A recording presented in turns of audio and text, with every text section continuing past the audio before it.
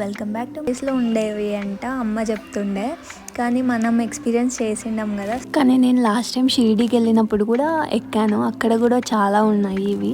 మళ్ళీ దీన్ని చూసి ఎక్కేసాము. మేము ఇక్కడ నుంచి నెక్స్ట్ మధురైకి వెళ్తున్నాము. అక్కడ మీనాక్షి టెంపుల్. ఇంకా దర్శనం అయిపోయి అన్నీ ప్యాక్ చేసేసుకున్నాము. రిటర్న్ టు నెక్స్ట్ డెస్టినేషన్ అదేంటంటే మధురై. ఇక్కడ నుంచి పళని నుంచి మధురైకి వెళ్తున్నాం మేమైతే. ఇది మా రూమ్ పళనిలో.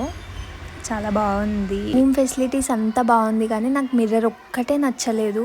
పళని నుంచి మధురైకి అయితే వెళ్ళిపోయాము. నేను మధ్యలో ఏం క్యాప్చర్ చేయలేదు, ఎందుకంటే ఫుల్ పడుకున్నా, ఎర్లీ మార్నింగ్ లేసాను కాబట్టి. టోటల్గా 4 గోపురాలు ఉంటాయన్నమాట. ఇది ఒక గోపురం సైడ్ ఇట్లా షాప్స్ అన్నీ మంచిగా ఉన్నాయి. ఇక్కడ కూడా అసలు ఏమీ క్యాప్చర్ చేయలేదు, ఎందుకంటే మొబైల్ ఫోన్స్ ఎక్కడ అలో లేదు. టెంపుల్ అయితే చాలా బాగుంది లోపల. స్పెషల్ దర్శనం ఇక్కడ కూడా. టికెట్ అయితే 500 per person అనమాట. మాకు ½ an hour పట్టింది అంతే. ఇంకా దర్శనం చేసుకొని return back to next destination.